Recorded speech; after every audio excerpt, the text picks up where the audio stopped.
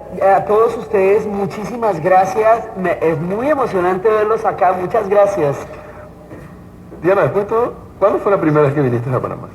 Yo vine a Panamá en el año 2003 para el centenario del nacimiento de Panamá.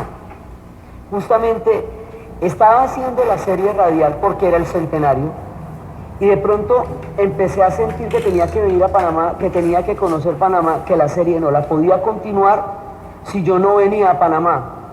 Y en el momento en que empecé a sentir eso, mientras estaba haciendo la serie, ¡tram!, me llamaron de Panamá. Entonces me llamó Alexandra Chalderú, que quería que hiciera una conferencia sobre resistencia indígena, porque quería visibilizar el mundo indígena en la construcción de la sociedad y de la historia de Panamá.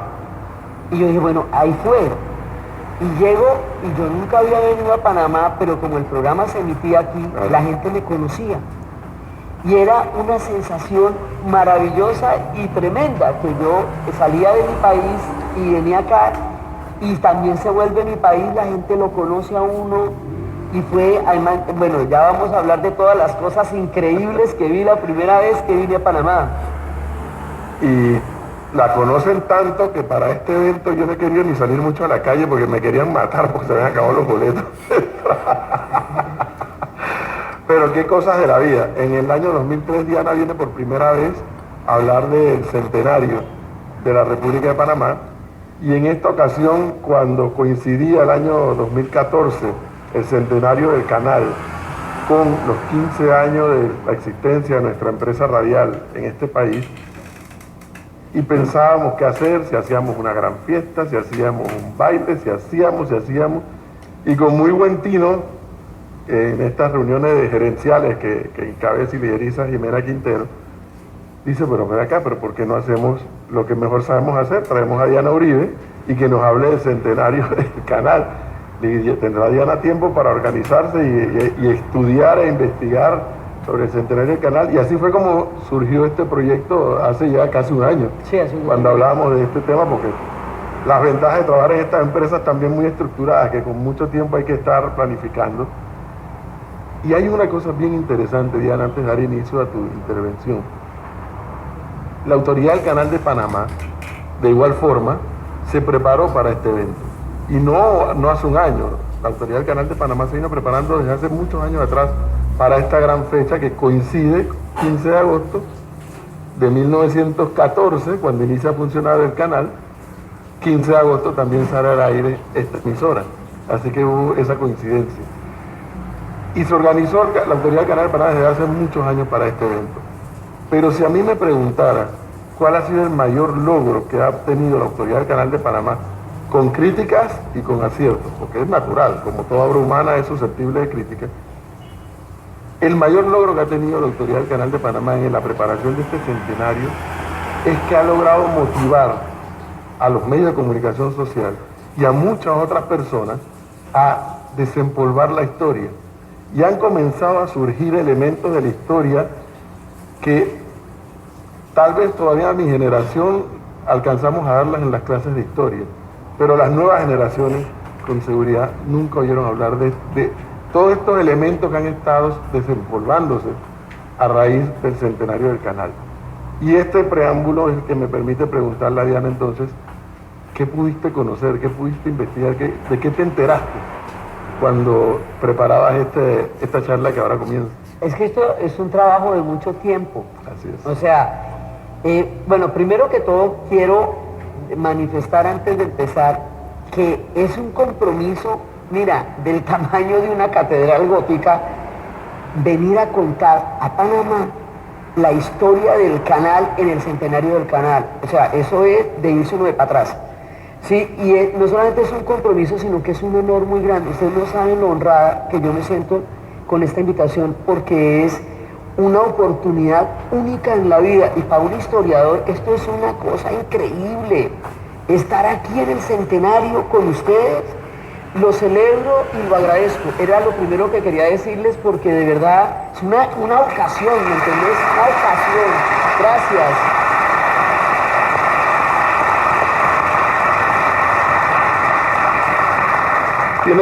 Tiene que ser como lo acaba de decir Diana, para un historiador tiene que ser algo tan enriquecedor, ¿no?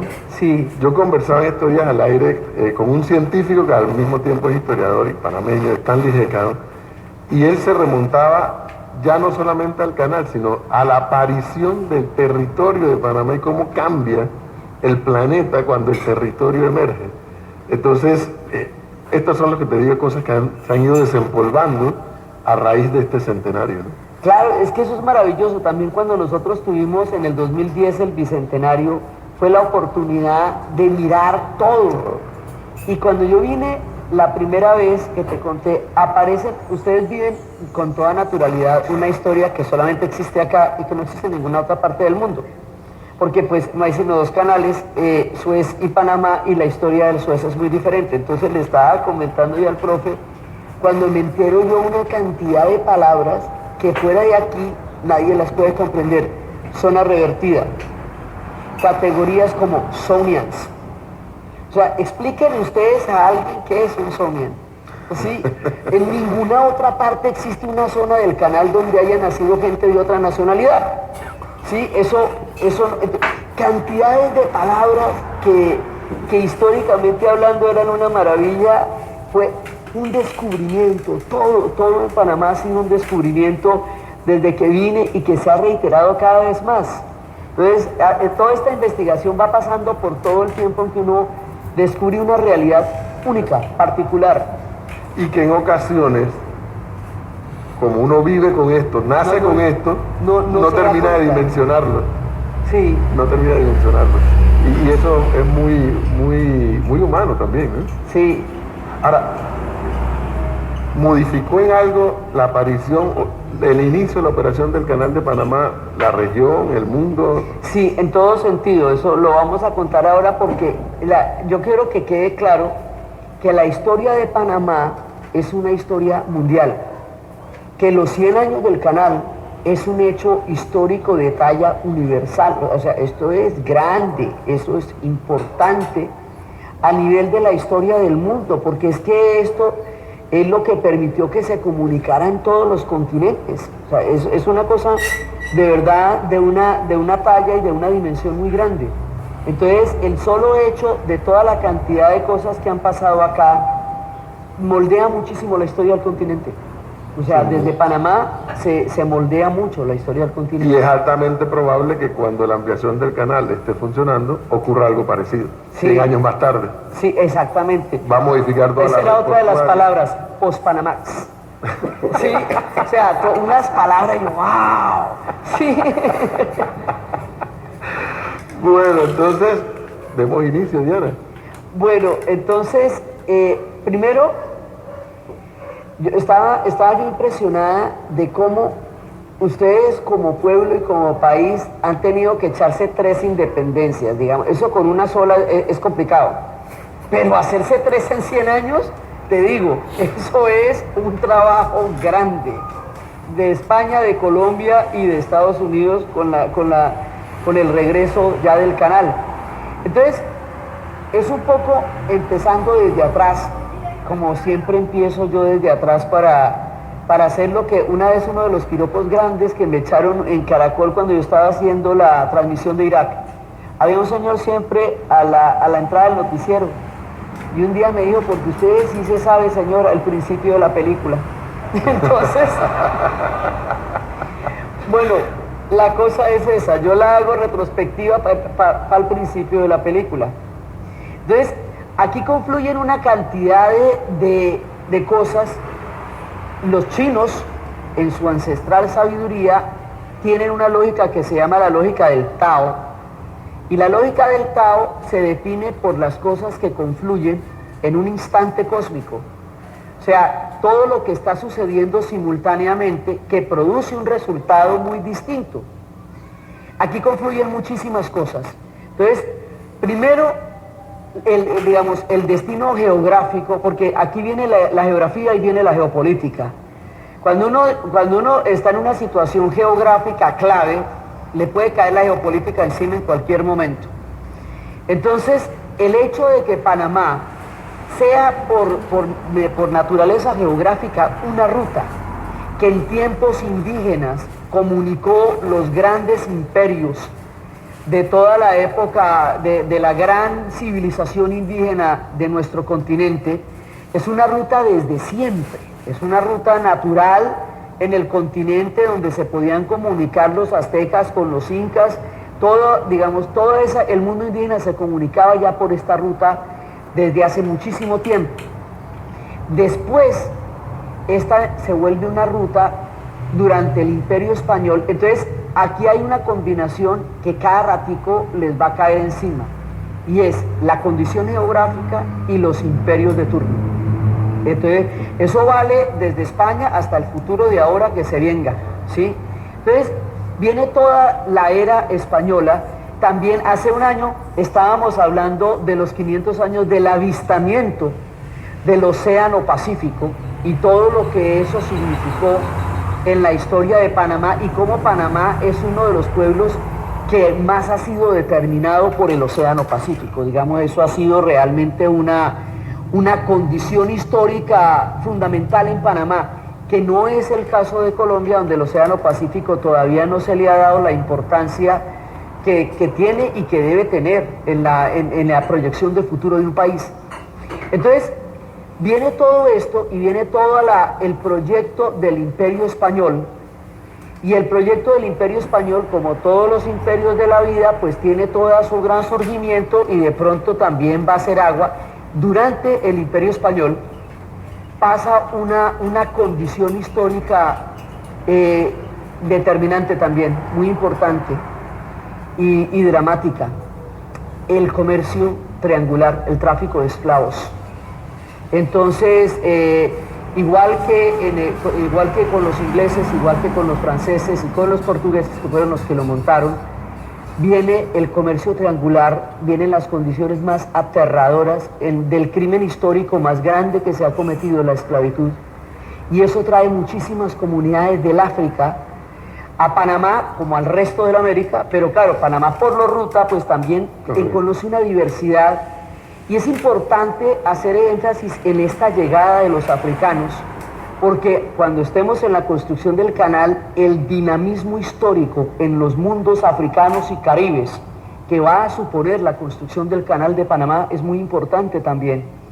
Entonces, con el Imperio Español llega gente de todas partes del África Occidental en las condiciones más difíciles, porque el comercio de esclavos, el comercio atlántico de esclavos, de gente esclavizada, a diferencia de cualquier otra forma de esclavitud que hubiera existido en el planeta, de los griegos o de los romanos o de los árabes o lo que tú quieras, le quita a la persona su condición de persona y la convierte en una mercancía móvil. Esa deprivación del concepto de persona es, digamos, uno de los puntos más atroces de la trata, porque empieza a cimentar un prejuicio para justificar un billete, porque esto era una transacción económica, y para poder justificar, invisibilizaron y borraron la historia de los pueblos africanos para que pudieran ser considerados mercancía, porque es que usted no puede coger a un pueblo y decirle: te voy a esclavizar, te voy a vender, te voy a quitar toda tu condición humana, y llamarse usted mismo civilizado, porque el cuento queda muy de para arriba. Entonces, para justificar, los genocidios requieren justificaciones, porque son injustificables. Entonces, en ese mismo sentido, se invisibilizó y se borró su mundo para poder justificar un comercio que era una transacción económica sumamente rentable durante 300 años. Entonces viene ¿esto qué quiere decir? Viene gente a Jamaica, viene gente a Panamá, y ahí se va a formar una colita, porque son muchas colitas las de esta historia. Ahí se va a formar un mundo que entre imperios y repúblicas es un solo mundo repartido en muchas zonas.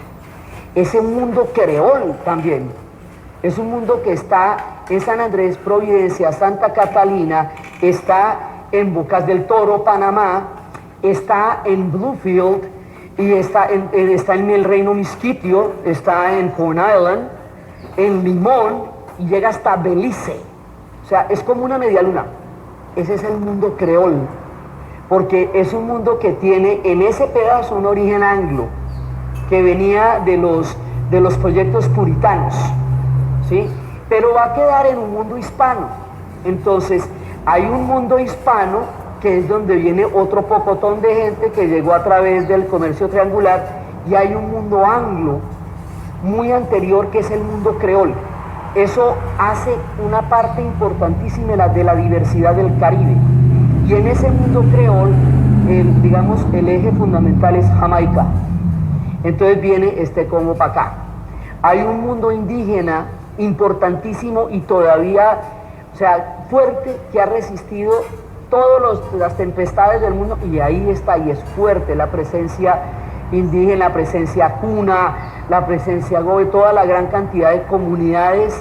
Digamos, ustedes, las molas, que es lo que más lo representa, son la impronta gráfica de un pueblo enorme que ha vivido desde siempre, desde el comienzo de los tiempos en Panamá. Entonces se van montando pueblos y pueblos, y esto se va cubriendo de capas y capas y capas, y el Imperio Español logra un monopolio durante mucho tiempo, y cuando el Imperio Español empieza a hacer agua, en ese momento viene otro imperio que está empezando a florecer, digamos, a surgir, que es el imperio de los Estados Unidos. Estamos hablando, la independencia, digamos, continental, se va a hacer hasta 1825, ya cuando termina Perú, pero la independencia insular, la que va a ser de Cuba, Puerto Rico y Filipinas, esa se hace en 1898. O sea, ya ahí se está terminando el siglo XIX. Entonces hay un momento en que España pierde, digamos, toda la posibilidad de imperio, inclusive ya se atrasa tanto que ya no puede, se detiene en el tiempo y ya no puede mantener un imperio que hace tiempo ha perdido. O sea, esto es el broche de oro, ya cuando se independiza Cuba, y en ese momento los Estados Unidos estaba pero primero en un proceso de industrialización muy grande, luego en un proceso de expansión. Entonces, primero se expande por todo el mundo indígena y acaba con toda la gente, los pueblos de la pradera y el tiempo del bisonte y todo eso.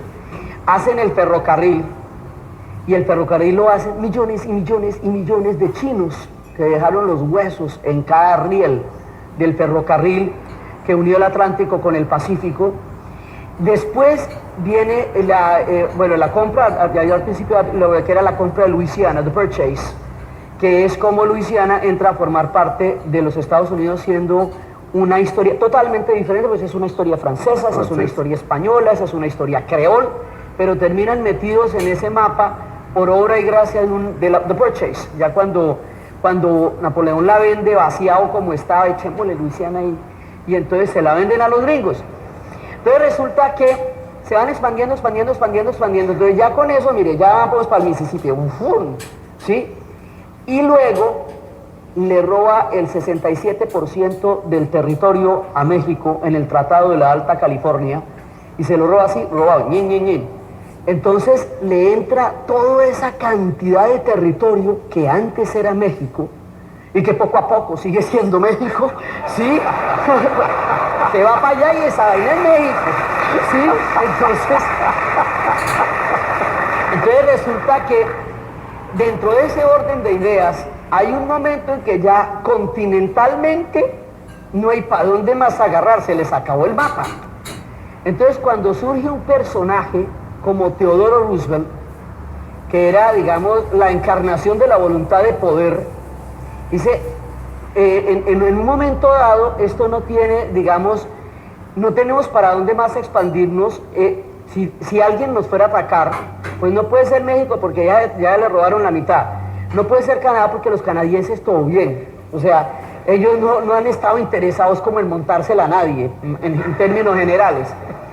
Entonces, pues nada, entonces sería del Atlántico o del Pacífico, sería una cosa marítima. Entonces, empiezan a crear la necesidad geopolítica de tener el control sobre el Caribe y el control sobre el Pacífico.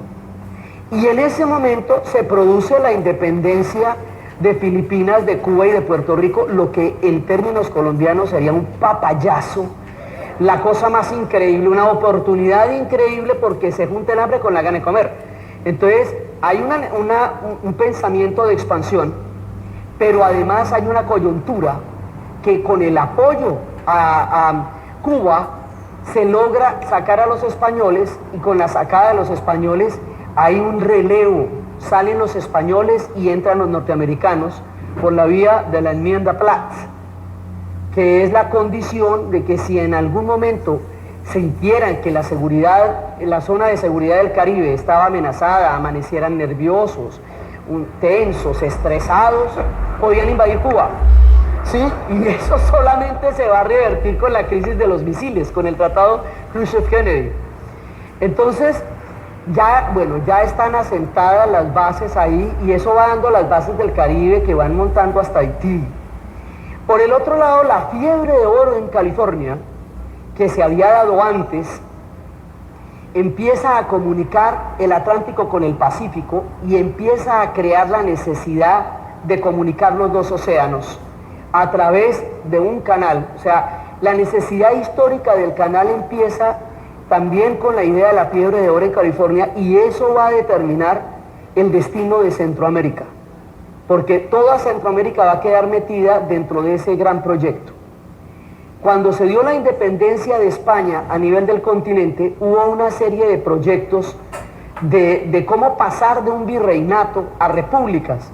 Eso es una estructura muy diferente, sobre todo si uno no la ha vivido antes, y sobre todo si los estados nacionales se estaban inventando en esa época, porque no existía el manual del Estado Nacional.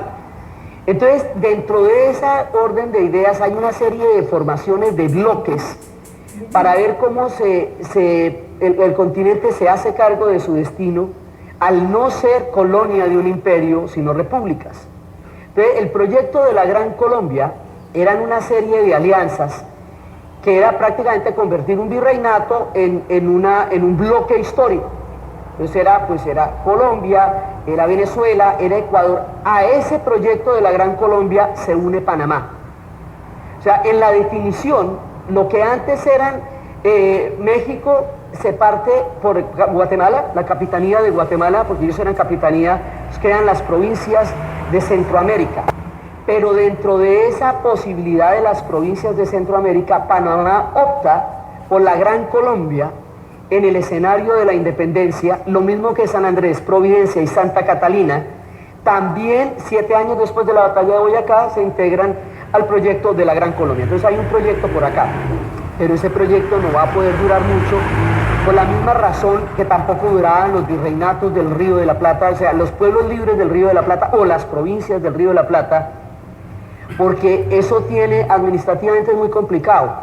¿Desde dónde lo iban a mandar? Desde Caracas, desde Quito, desde Bogotá, y abajo era desde Buenos Aires. Entonces decían todos, pues, hacer semejante independencia para que lo manden a uno desde Buenos Aires, no aguanta, dicen los de la banda oriental, dice Artigas, para formar el Uruguay. Los paraguayos estaban en lo suyo, o sea, Francia tenía otro proyecto. Entonces, lo mismo que en el paranavismo, cuando se formó el arrao entre Egipto, Siria y Yemen, pues no había cómo centralizar un territorio tan grande, ¿no? Si desde el Cairo, si desde Damasco, si desde Sana. O sea, el proyecto de la Gran Colombia se disuelve. Administrativamente hablando es muy complejo, es muy difícil de manejar. Y Panamá queda en Colombia. O sea, ya no en la Gran Colombia, queda en Colombia. Igualmente San Andrés, Providencia y Santa Catalina quedan en Colombia. Entonces empieza una ruta que es una ruta en la historia de Colombia. Entonces, mientras tanto, aquellos están con la idea de hacer un tremendo imperio y con la idea de que como se acaba la era del colonialismo, entonces no puede haber proyectos coloniales europeos. O sea, no puede haber proyectos de los estados europeos en el continente. Eso es lo que quiere decir América para los americanos. Quiere decir que no se pueden meter los ingleses, ni se pueden meter los españoles, ni los franceses. Entonces, dentro de ese orden de ideas, la idea de un canal interoceánico no podría ser un proyecto estatal de Francia, porque la doctrina Monroe no lo permitía. Entonces, lo que Estados Unidos consideraba un destino manifiesto. La idea de destino manifiesto es muy importante porque eso hace que esto se hubiera hecho sí o sí, contra viento y marea. De cómo o de cuándo, eso ya lo verían, pero la idea estaba escrita, digamos, en la proyección histórica de ellos como imperio. Entonces resulta que en un golpe de mano, que dice, cuenta la leyenda, ya de esto hay leyendas, que uno de los franceses se fue a tomar chocolate a la Colombianos bogotanos y le sacó la concesión del canal para los franceses. Y entonces los gringos dijeron, uy, what? ¿Qué pasó aquí, man? Si nosotros éramos los de esa vuelta, ¿sí? ¿Qué fue esto? Y entonces no, pues este señor, imagínate, en este apancesamiento y en esta cosa, y las damas bogotanas tomando chocolate. Le sacó los derechos del canal. Entonces los gringos se quedaron pero verdes. Sí, pero si esa vuelta ya la teníamos nosotros, era mejor dicho concretadita. Entonces eso hacía que no pudiera ser un proyecto estatal. Los franceses como gobierno, como Francia, no me podían meter acá porque estaba la doctrina Monroe. Entonces se meten como una compañía, digamos como una empresa privada, pero no una empresa estatal. Entonces a Ferdinand de Lesseps le habla Mefistófeles al oído, ¿sí? Y le tienta el ego. El hombre ya había hecho la obra de su vida, y la obra de su vida era el canal del Suez, y ya con eso había comunicado 3 continentes, y ya con eso había hecho la diferencia entre pasar del Mediterráneo al Mar Rojo o hacerse una magallanada por Sudáfrica, sí, así una de esas, darle la vuelta al mundo para llegar al otro lado y pasar al Cabo de la Buena Esperanza, donde existen las tormentas más bravas del planeta. O sea, el hombre ya estaba coronado, estaba hecho, pero le dijeron que por qué no hacía el canal de Panamá, y de esa manera se convertía en el hombre que hizo los únicos 2 pasos interoceánicos que habría en el planeta Tierra, que hasta nuestro relato son los únicos 2 pasos interoceánicos que existen en el planeta Tierra, ¿sí? Salvo que pasen cosas que el golpe puede pasar, mientras estamos aquí no hay por dónde más pasar, ¿sí? Por Panamá o por Suez, punto. Por eso la historia es única. Entonces se meten y dicen que vino en los 10 días en que no llovía, y entonces le pareció que esto era sequito. 10 días que no llovió, vino ese man. Entonces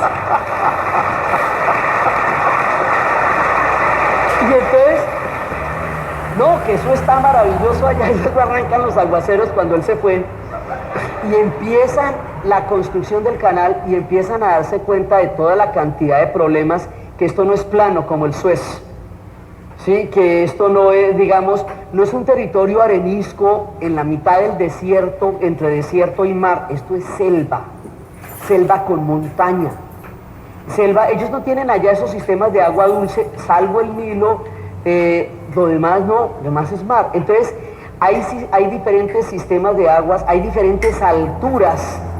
¿Y cómo vamos a manejar el tema de las alturas? ¿Y cómo vamos a manejar los escalonamientos?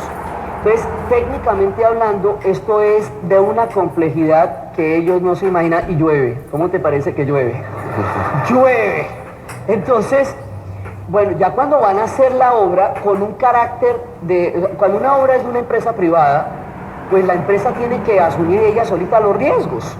Porque no hay quien la financie sino el nivel de rentabilidad que la empresa por sí misma pueda lograr. Entonces se van encontrando con todos los obstáculos naturales y se van encontrando con la fiebre amarilla. Y la fiebre amarilla, digamos, yo tengo una experiencia muy fuerte con eso, porque eso era una leyenda, para el resto del mundo era una leyenda. La fiebre amarilla y los 22.000 trabajadores que murieron construyendo el canal para los franceses. Y cuando vine por primera vez a Panamá y me llevaron a Portobelo, hice un pequeño recorrido, uno ve el cementerio francés y es una cosa muy grande. Y uno sí ve realmente, o sea, que no es una leyenda, que sí hay mucha gente que murió en la construcción del canal. Es un campo santo que da, digamos, como la veracidad de una historia que uno siempre oyó hablar, la fiebre amarilla. Entonces viene el tema de la fiebre amarilla y se los lleva a todos. tanto en el Canal de Panamá como en la independencia de Haití. La segunda independencia de Haití la logran, entre otras cosas, como lo que es el general invierno a los rusos, fue la fiebre amarilla para los haitianos. Entonces, los franceses se van metiendo en un lío terrible, eso empiezan a quebrar, después empieza la historia de que el rumor de que él había muerto, lo empiezan a acusar de una cantidad de manejos y se le va todo el capital económico, de prestigio, de capacidad de ejecución de una obra hasta que se desmorona, se desploma un proyecto que iba a ser como el clímax de la vida de él, se le desmorona. Entonces, pero ya ellos sí alcanzaron a solucionar muchísimas cosas a nivel técnico, por lo menos a dar el punto para poder construir un canal, ¿sí? Porque además todo, pues, la famosa historia que siempre les cuentan, que el corte de la Culebra, que el río Chagras, que el lago Gatún, todas esas historias de desafío para hacer la obra. Entonces, mientras está pasando eso, colapsa todo el proyecto francés de una manera como una película de Herzog. Sí, o sea, esto era digamos, como estas historias de Fitzcarraldo o de Aguirre y la ira de Dios. Queda Ferdinand de Lesseps perdido en Panamá con un fracaso monumental que va a ser después una gran ventaja técnica, porque ellos alcanzaron a hacer muchas cosas. Entonces, después de esto, cuando ya la compañía se va a tener que retirar, es cuando aparecen los aviones, ¿sí? Uno varila, ¿sí? Y entonces se compran los derechos de una compañía que se iba para que trataran con él como si fuera con los franceses que estaban tratando. Pero él y su homólogo norteamericano son lo que en Colombia llaman el CBY, como voy yo. Entonces... ¿Qué hay para mí? Sí, ¿qué hay para mí? ¿Qué hay para mí? CBY, ¿cómo voy yo? Sí, eso es que hay para mí. Entonces se van juntando muchas cosas, porque el tema de Theodore Roosevelt es realmente un proyecto muy grande. Entonces empieza la decisión, y ya con el fracaso de la compañía francesa, vuelve a haber una oportunidad que se les había perdido en primera instancia. Entonces, a ver cómo nos metemos en esta segunda oportunidad, y ahí es cuando aparece la historia de los 40 millones de dólares que el gobierno norteamericano le pagó a Bruno Varila y a Johnson, y resulta que después no aparecen. Entonces, ¿cuál es la diferencia entre la construcción francesa y la construcción norteamericana del Canal de Panamá? La construcción de Estados Unidos del Canal de Panamá es un destino manifiesto, es un proyecto de Estado. O sea, eso es un objetivo geopolítico de primera línea. Hay que construir un canal interoceánico porque con eso redondean todo el mapa. O sea, no solo México, sino que Centroamérica, sin quedar anexada como México o como Puerto Rico, sí queda gravitacionalmente comprometida con toda la historia de los Estados Unidos a través de las tierras, de las compañías bananeras y de toda esa historia, y en el Caribe están las bases. Entonces no falta sino el canal. Mire, este pedacito de acá lo abrimos y ya queda todo el lote, combo, ¿sí? Entonces hay que entender el sentido de destino manifiesto, porque esto era un propósito imperial, digámoslo así. Entonces eso sí va a ser por algún lado o por el otro. Entonces es cuando la famosa discusión, esa fue otra de las cosas que me pareció alucinante, el tema de la estampilla. Yo me dieron una placa con el canal y la estampilla de Nicaragua. El momento en que muestran lo telúrico de Nicaragua, que sigue temblando allá, te cuento, digamos, para cualquier chisme. No es que ellos ya no sean volcánicos, ellos son volcánicos. Sí, o sea, no, para cualquier discusión en el futuro te comento que ellos siguen siendo volcánicos. Sí, entonces resulta que ya con eso logran en un golpe de mano de última hora ratificar que el canal se haga por Panamá y no por Nicaragua, por el tema telúrico y volcánico, sobre todo por el tema volcánico. Entonces, bueno, ¿cómo van a hacer un canal en un país que tiene como emblema un volcán. Y había habido uno de esos terremotos terribles que hay allá, muy cerquita del momento del debate. Entonces, bueno, se decide retomar el proyecto de los franceses, pero Panamá pertenece a Colombia. Entonces hay que negociar eso es con los colombianos. Entonces, el tema con Colombia es un tema muy delicado porque Colombia en ese momento estaba resolviendo un problema de guerras civiles sumamente álgido. Normalmente los estados cuando se descolonizan tienen guerras civiles porque tienen que definir muchas cosas. Cuando tienen un enemigo común se unen, pero cuando ya se bajan de ahí empiezan todos los problemas.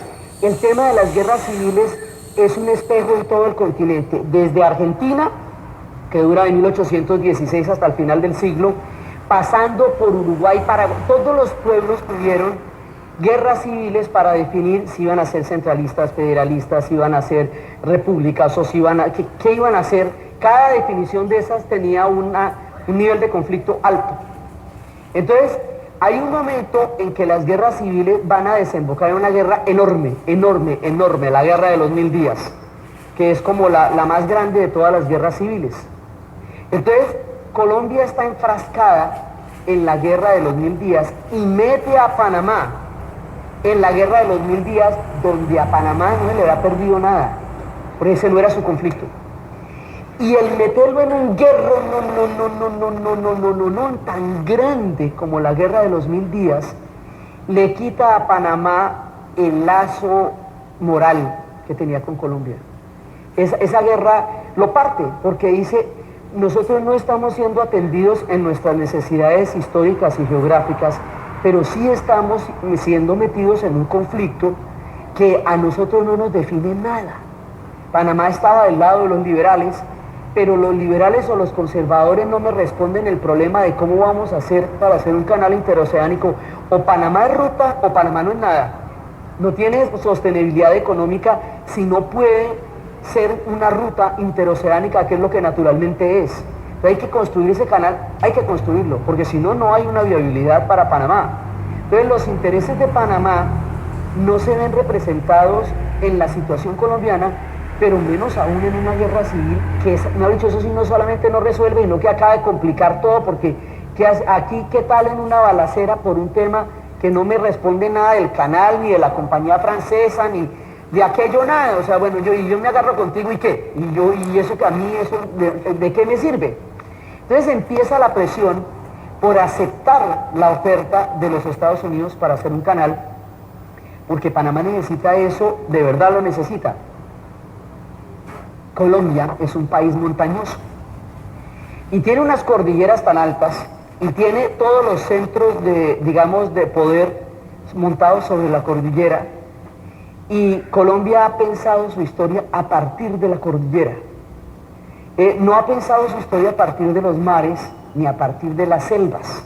Eso tiene que cambiar, de verdad que tiene que cambiar, porque geográficamente es muy limitante en muchos sentidos, pero la historia se narra a través de la cordillera, tanto que la historia de la independencia se narra a través de la cordillera, cuando fue un imperio contra un imperio de ultramar, y batallas como la de Maracaibo, que realmente definió la viabilidad del proyecto de independencia, no tienen la resonancia que puede tener Boyacá o Pichincha. Cuando si no se sella Maracaibo, nada de lo que se haga se puede hacer, porque por ahí entraba un roto, por ahí podía entrar toda la tercera oleada que dicen que venía de España. Entonces, pensando el país desde la cordillera, no se entiende lo que significa un canal interoceánico, no está eso en la cabeza de un pueblo alto, a 2600 metros sobre el nivel del mar, pensando desde la cordillera, eso a nivel geográfico. Pero ahí va a pasar una cosa que es muy, digamos, desafortunada. Había un presidente, razón no le daba para gobernar desde Bogotá, entonces gobernaba desde Anapoima, pero había otro vicepresidente que era el que va a terminar manejando esto, y ese tipo es marroquín, que en Colombia es, o mejor dicho, es el sinónimo del delirio, porque el hombre lo que le gustaba era la gramática, estaba obsesionado con la gramática. Entonces era el que hacía todos estos versos de no lleva la J, teje, maneje, dije, ejercer, objeto, hereje, apoplejía, convejida, vejiga, ujier. Y el hombre estaba con la gramática, le interesaba la sintaxis, el buen lenguaje. Y aquí necesitamos hacer un canal interoceánico y el hombre lleve la J, teje, maneje. Y dice, pero a ver, ubícate, o sea, decide algo. Y el hombre no decidía. Y el Congreso, que estaba recién salido de la Guerra de los 1000 días, no decide la aprobación del canal. El tratado de Herrenheim. Exactamente, y mientras no lo decidan, no le dan una salida histórica a Panamá. Entonces, Panamá había intentado 2 independencias, pero cada vez que lo intentaba le cascaban. Entonces, bueno, o sea, ¿yo qué hago? O sea, no me lo aprueban en el Congreso. No me lo permiten hacer a nivel de presidencia. Y yo, mientras tanto, si con el fracaso de la compañía francesa, Panamá se hunde también, no solamente los franceses, porque todo el empleo que eso generaba y toda la viabilidad que eso le hubiera podido dar, se hunde también para los panameños. O los panameños se montan en el siguiente tren o se quedan en ninguna parte. Y no tienen tiempo para ejercicios de ortografía y sintaxis. O sea, no es el momento pues, otro día hablamos divinamente y escribimos regios, pero es que no era el momento. Entonces, hay un punto en que no se está entendiendo el momento histórico en el que se está viviendo. Y no entender ese momento histórico es fatal, es terriblemente grave. Entonces, en un momento dado, Estados Unidos y Panamá deciden hacer eso casi que por, digamos, hablándolo entre ellos. Entonces usted se independiza, nosotros lo apoyamos y hacemos el canal inmediatamente, porque si Colombia no le da a usted la viabilidad para que yo pueda hacer el canal, pues toca que usted se independice para que lo hagamos entre los dos. Entonces ahí se juntan los intereses. Primero son 2 intereses que confluyen, pero también está toda la conspiración, porque esto es una historia de bandidos y de bandoleros y de mentirosos y de cuanta vaina. Tiene acción, suspenso, intriga, ¿sí? O sea, es una historia porque también la naturaleza humana juega su funesto papel en todas estas historias. Entonces hay uno que se roba el billete y hay otro que hace el tratado y otro que lo compromete por debajo de la mesa. Entonces, está el afán de Panamá de concretar esto. Sí, entonces bueno, Panamá se independiza y Estados Unidos lo reconoce a los 45 minutos. Dice, ya te independizaste, listo, reconozco a Panamá. Entonces, con el reconocimiento de Panamá no puede haber algo que impida la independencia como si había pasado en los 2 intentos anteriores. Entonces, bueno, empieza, pero ya, o sea, esto es un golpe de mano que se va haciendo tan rápido que Panamá no alcanza a plantear sus intereses como nación en la construcción del canal. Esto es como lo va pasando, Puno Varila, es como lo van pasando y no alcanza, cuando Panamá va a pasar sus intereses, eso ya está definido. Entonces quedó con todas las ventajas para los Estados Unidos y con mínimas ventajas o ninguna casi para el pueblo panameño. Entonces quedaron con una independencia que no es soberanía, una figura que no nos imaginábamos que existiera, ¿sí? Que sí que nos independizamos, que sí que hacemos el canal, pero mire, quedamos de aquí, ¿verdad? Entonces, ¿qué le vamos a hacer? Entonces, bueno, pues por el momento no puede hacer nada. Ahora, aquí pasan 2 cosas, o sea, la historia lo que más tiene son paradojas. A mí también me parece fascinante porque produce muchas lecturas. En el momento en que Panamá se independiza y en Panamá empieza la construcción del canal, Colombia se pellizca, pero tarde llegaste. Entonces Colombia, ¿cómo que se fue Panamá? ¿Pero qué es esta vaina? ¿Pero a qué horas? ¿Pero por qué? ¿Pero quién dijo? Pero se le dijo, se le advirtió y se le reconvino, como decía Ver Castro, y no hizo caso.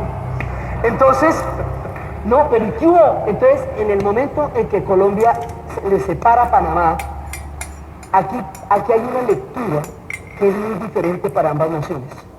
Para Panamá, la separación y la independencia es el surgimiento del proyecto Panamá como Estado nacional. y la posibilidad histórica de hacer grandes cosas, ¿sí? Para Colombia, la separación de Panamá es un fracaso tan grande que esta es una lectura personal. Yo creo que entre la guerra de los 1000 días y la separación de Panamá, Colombia desarrolló un sentido de fatalidad colectiva que todavía tenemos. Los colombianos individualmente somos capaces de todo se nos va a dar, todo nos va a pasar, lo más de bueno, pero a nivel colectivo tenemos una duda de nuestra capacidad de grandes logros. Eso que dicen que falta 5 para el peso, eso es una lectura que hay que revisar y hay que borrar y hay que hacer una nueva lectura sobre nuestra capacidad de logros colectivos para poder hacer un proceso de paz. Porque eso es uno de los obstáculos que más se meten, es que no creemos que colectivamente seamos capaces de hacer grandes transformaciones. Construir un canal interoceánico es una cosa tan grande que un pueblo que lo hace se lo cree, porque lo hizo, ¿sí? Mientras que en el otro lado viene como esa historia de, ¿vio? Perdimos Panamá y esto era la tristeza y era como la desolación y era el sentimiento de pérdida, de desmembramiento, de pérdida. Hasta hace no mucho tiempo los mapas en Colombia se pintaban con Panamá, ¿sí? Y se le ponía una rayita de frontera, pero se le pintaba. Después ya un día dijeron que no, que ya no podía pintar Panamá. Creo que debió haber salido un pensum que decía que no le podía pintar eso en el mapa de Colombia. No pintamos Panamá. Entonces, se le ponía la frontera, pero se pintaba. O sea, nosotros sí conocemos el mapa. Y resulta que Colombia le da la depre, pero le da la depre. O sea, el tema de Panamá, sobre todo porque lo que más dolió en Colombia fue el manejo colombiano de la crisis del canal, del tema del canal, o sea, el manejo del Congreso, el manejo del señor Tejemaneje, ¿sí? Porque decían, ¿cómo una cosa tan grande, tan importante, tan geopolíticamente definitiva en el destino de un pueblo, se manejó sin visión en el momento en que se podía decidir sobre eso? Entonces, Colombia queda con esa sensación de haber fallado en un momento en que tuvo que haber tenido la delantera de las circunstancias históricas y que por eso se fue Panamá. Entonces, por eso, desde el punto de vista colombiano, eso tiene una lectura de fracaso, y desde el punto de vista panameño, eso tiene la lectura del nacimiento de un país. Son dos miradas distintas. Entonces, Panamá tiene el problema de que, bueno, sí, se independizó de Colombia, van dos, una de España, una de Colombia, sí, pero queda con los gringos aquí. Pero aquí, o sea, una cosa, y eso ya lo va a verbalizar Torrijos cuando habla de la quinta frontera, dice, llamémoslo por su nombre, eso es una quinta frontera, ¿sí? Está la frontera con Costa Rica, está la frontera con Colombia, con el Atlántico, con el Pacífico, y hay una quinta, con el canal. Entonces, el canal trae toda la magnificencia de la ingeniería gringa. Los gringos son un imperio de ingenieros.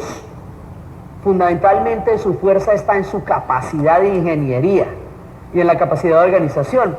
Entonces, ellos traen toda la tecnología, se montan sobre todo lo que los franceses habían hecho, pero encuentran las soluciones, porque como es un proyecto de Estado, todo el billete del mundo se va para eso. El ejército puede venir a hacerlo, o sea, no hay límites para las necesidades que se tengan que suplir, lo que haya que hacer, se hace. Eso no lo podía garantizar la compañía francesa, porque no era un proyecto estatal, sino un proyecto privado. Entonces los gringos le meten todos los juguetes, lo que toque, para poder hacer un canal interoceánico por la importancia geopolítica que tienen para su proyecto de imperio. Entonces meten todos los juguetes y empiezan a desarrollar soluciones. Entonces, para la fiebre amarilla, que es todo, a mí me gusta la historia de la fiebre amarilla porque es una epopeya en la historia de la medicina. O sea, es como empezaron a identificar el agente transmisor que no se sabía sino hasta la guerra de independencia con Cuba, cuando se dan cuenta que Carlos Finlay sí conocía al agente transmisor. que era un mosquito, que no era contagio de ropas.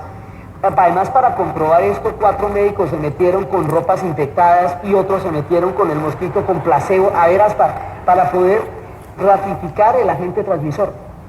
¿Dónde se metía eso? Eso se metía en los hospitales franceses que tenían maticas lo más de bonitas, con florecitas lo más de bonitas. Ahí en las maticas se incubaba el mosquito que hacía que la gente entrara con una pata fracturada y saliera con fiebre amarilla. Pero si yo salí vine por lana y salí trasquilado, la gente de los hospitales salió enferma. Dice, ¿qué está pasando? Entonces empiezan el control de las aguas. Fumigan hasta el pensamiento. Fumigan todo. O sea, todo. Pues, tú piensas cualquier cosa te la fumigan. Entonces fumigan. Gorkas, que es el médico, el jefe sanitario del proyecto del canal, hace cambiar el agua bendita de las iglesias todos los días. No va y se incube en la pila bautismal el mosquito de la fiebre amarilla. Entonces el cura cambia el agua y bendígala, ¿sí? Y bendígala. Porque tiene que seguir siendo bendita, ¿verdad? Entonces esto es una locura lo que llegan estos manes a fumigar y se inventan una cosa bastante razonable, los angeos. Sí, el angeo como nosotros lo conocemos, eso es un invento de ellos aquí. Y llegan y montan su canal, que es el de ellos y no el de los panameños. A los panameños muchas gracias, muy amables, muy queridos, ya tenemos nuestro canal. Te invito a visitarme cuando puedas, ¿sí? Un día te hago un tour, cualquier día unas oncecitas, ¿sí? Pero esta vaina ya es un estado aquí, ¿sí? Entonces, y los panameños, bueno, un momentico. A ver, yo me independicé de España, me independicé de Colombia y sigo clavado. ¿Qué fue lo que pasó? Y me pregunto, porque mira, ahí hay una malla, la berraca, y yo por allá no me puedo asomar. Entonces, me incomoda el tema. Entonces, y se lo tiene que tragar porque, pues ya, o sea, todos los tratos se hicieron.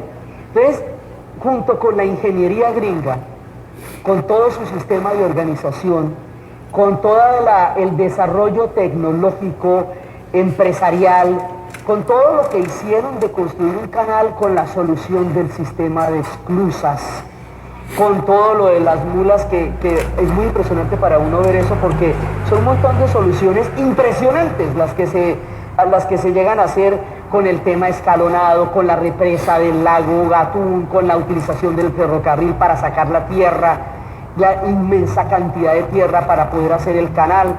O sea, esto es una de las obras de ingeniería más grandes que se han hecho en el planeta en la era moderna.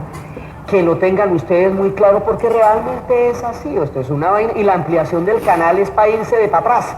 O sea, esto de verdad es una cosa importante y es universal y hace a todo el planeta. Entonces se hace una de las obras de ingeniería más grandes, pero esto es, mejor dicho, como cuando el traslado de los templos de Asuán, es verdad.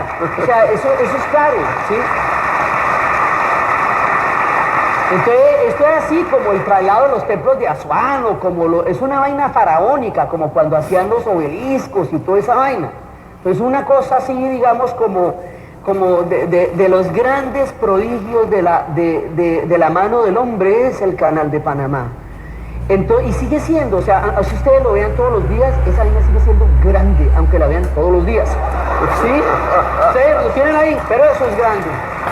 Entonces, resulta que con toda la magnificencia y con toda la capacidad tecnológica que tuvieron los gringos para hacer el canal, trajeron sus miserias.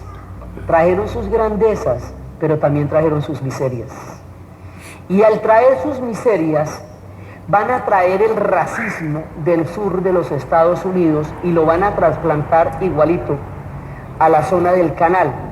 Entonces, ellos habían tenido, a partir del momento en que pierden la guerra de secesión y que el sur entero queda arruinado, durante más de 70 años el sur quedó muy por debajo del norte, solamente hasta mucho tiempo después pudieron llegar a recuperarse, quedaron totalmente arrasados, quedaron invadidos por los ejércitos del norte, perdieron la autonomía, ellos tenían un dinero propio, que era el dinero confederado, y su bandera, la bandera confederada. Entonces ellos quedan a merced de un norte victorioso, y quedan con una sensación de herida muy profunda. Y en esos temas tan terribles de la naturaleza humana, de creer que echándole la culpa a alguien las cosas son menos, le echan la culpa a las comunidades negras de la pérdida de toda la prosperidad del sur con el fin de la esclavitud. Cuando se van los ejércitos del norte en 1896, se va a montar un sistema criminal que se llama el Jim Crow System, que es un paquete de segregación racial que bajo la falacia de separados pero iguales, separa toda la vida en el sur de los Estados Unidos. Luisiana no tenía esto. Así no fueron las cosas con los franceses. Luisiana tenía unos sistemas de empresariados de las comunidades negras.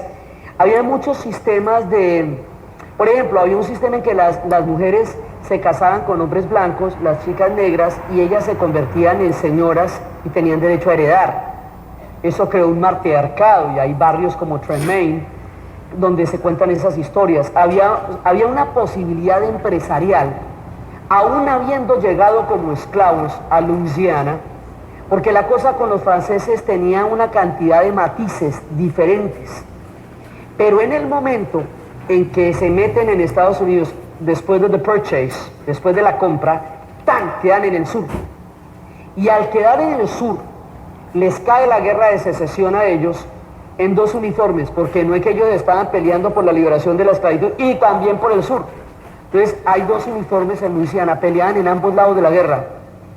Y después de eso van a quedar metidos en el Jim Crow System por una historia muy triste de un negro que no acepta irse, no lo dejan montar en primera clase en un tren, y en lugar de pasar lo que pasaría 70 años después con Rosa Parks, a él, a partir del caso de él, montaron la segregación racial en Luisiana. O sea, eso fue el pretexto para segregar los trenes y segregar los buses también en el estado de Luisiana. Entonces, este sistema de segregación racial, que se lo inventan en Alabama, en Tennessee, en Missouri se le ve o no, en Missouri lo estamos viendo en estos días, que esto nunca es totalmente pasado, porque cualquier día de estos pueden salir estos fantasmas del racismo, como 12 días que llevan de disturbios en Missouri, en Ferguson, Missouri, precisamente por lo mismo. Entonces, resulta que con este sistema, que no es panameño, Panamá es un pueblo mestizo, Panamá es un pueblo acostumbrado a convivir con muchas comunidades.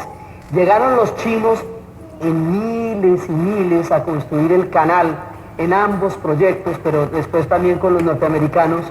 Llegaron los chinos y trajeron su desayuno los domingos, los ambos de los chinos, ¿sí? Tanto que son parte de Panamá.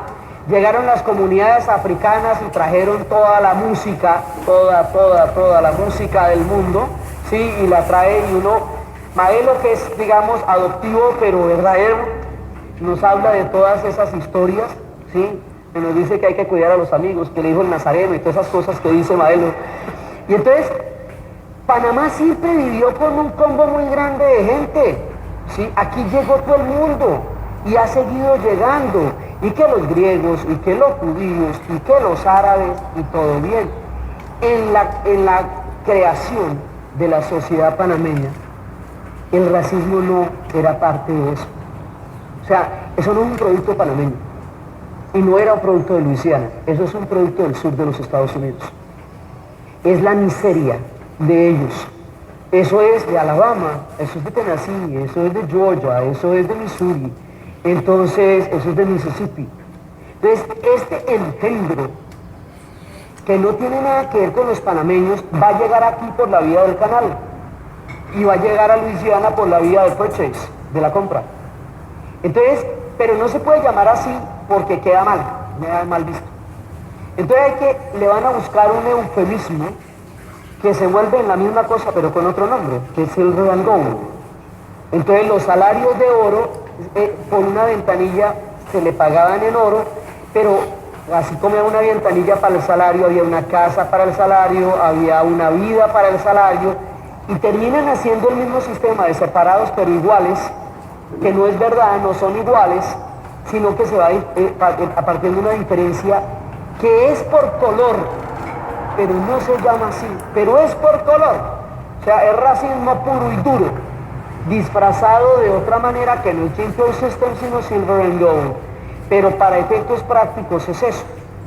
Entonces viene muchísima gente del Caribe a construir el canal, la mano de obra es muy grande. Llega mucha gente del Caribe, muchísima gente de Jamaica, mucha. Resulta que los jamaiquinos tenían unos niveles de educación muy altos por la lectura de la Biblia protestante, lo mismo que los árabes por la lectura del Corán.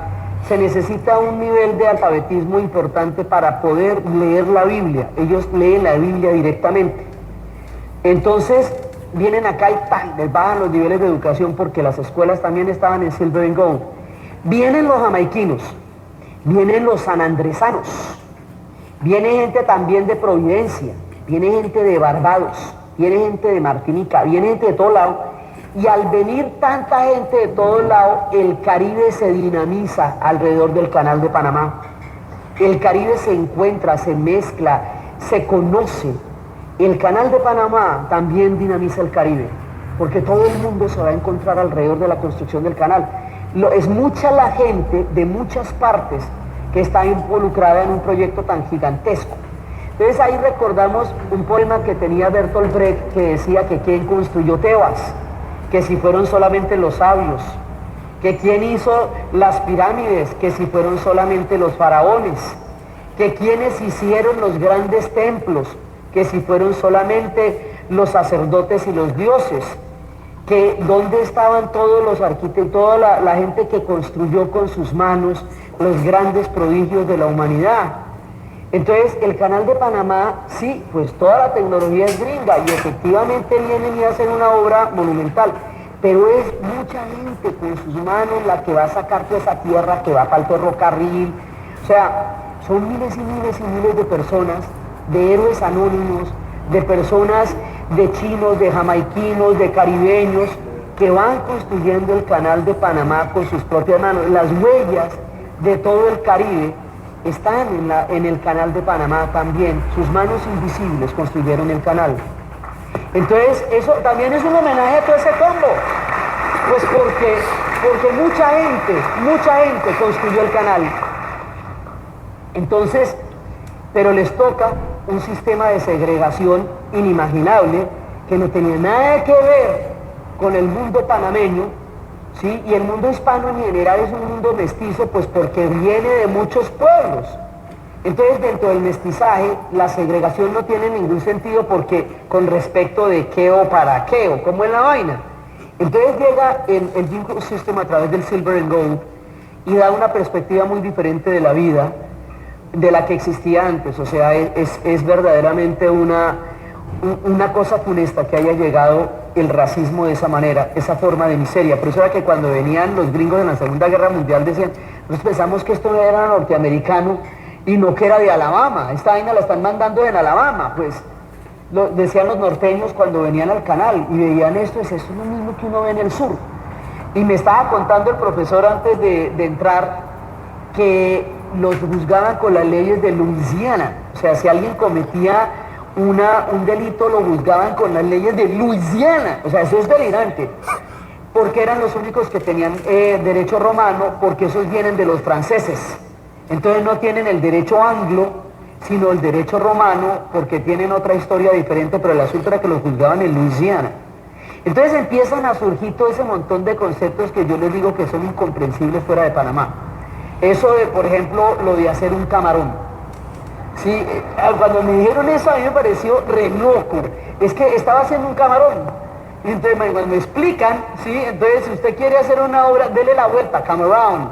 ¿Sí? Y entonces que llegaba un plomero, llegaba y dice que si se le ofrece un trabajo de plomería, sí se me ofrece, pero entonces no pueden entrar por la malla. Entonces le dice, da la vuelta, come around. Entonces un camarón. Sí, eso me pareció de dar alaridos. ¿Sí? O sea, todo el vocabulario de la historia del canal es loquísimo porque es único. ¿Sí? La manera como el inglés se latinizó, esa fue Arrayán. ¿Sí? Eso también para mí era increíble. Arrayán. ¿Sí? Arrayán. O sea, eso se va volviendo español. Y de pronto, pero seguimos con la malla del canal aquí, mírame. O sea, esto no se soluciona. Panamá va construyendo su país, pero seguimos con la malla acá. Entonces es cuando los estudiantes hacen, digamos, los estudiantes de siempre son como esa luz que da la historia porque es el momento en la vida en que el alma está para grandes movilizaciones. Es cuando van a poner la bandera, porque se decía que las dos banderas tenían que ondear en el canal, y los estudiantes del Colegio Nacional la van a poner, y eso termina en balacera. Y era un acto simbólico mínimo, poner una bandera del país panameño en la zona del canal. O sea, eso no es tan complicado. Pero los grandes problemas de la historia empiezan por cositas pequeñitas, una tienda, un florero, una bandera en el canal, sí, una cosa complicada. Y empieza el lío de cómo, o sea, chévere el canal, pero nosotros seguimos siendo espectadores del canal. Y todo ese billete que se está haciendo ahí, se lo llevan, y se lo llevan. O sea, esto sigue siendo una estructura virreinal, ¿sí? Como en las épocas del oro de los españoles, pero es el paso del canal. ¿Y nosotros qué hacemos? ¿Y nosotros cómo hacemos? Y Estados Unidos en plena Guerra Fría estaba dichoso con su canal. Sí, eso, yo tengo un canal en la Guerra Fría y tengo un canal en la Segunda Guerra Mundial y me divierto con ese canal. Entonces ellos matados con su canal. Y entonces ellos no tenían ni pensado, pues imagínense el canal como tan bonito. Y esto, por ejemplo, la palabra Sonian, eso no existe de verdad en ninguna parte del mundo. Porque en ninguna parte del mundo hay una zona de un canal interoceánico que una todo un continente hecho por un país distinto a aquel en donde queda y de donde hayan nacido personas en ese lugar que jamás fueron a Estados Unidos y que tampoco conocen Panamá, sino solamente la zona. O sea, póngase usted a pensar qué significa ser Sonian. Significa estar en un universo paralelo, o sea, completamente artificial. ¿Dónde queda eso? ¿Qué es eso? ¿Ustedes dónde es? Se me hace en Panamá, pero eso no es Panamá. Si es norteamericano, pero nunca ha ido a Estados Unidos, la mayoría de las veces no fueron. Eso es una categoría de esas que flotan en la historia, Sonians. Pero cuando me contaron eso, yo quedé muy sorprendido, porque eso no se compara con nada que uno haya oído. Entonces, van pasando el tiempo hasta cuando aparece la figura del general Torrijos. Periódicamente hay que traer un héroe de independencias, porque hay que estarse independizando de todo el mundo cada ratico. Entonces, pues porque entonces va para la tercera, Torrijos, ¿sí?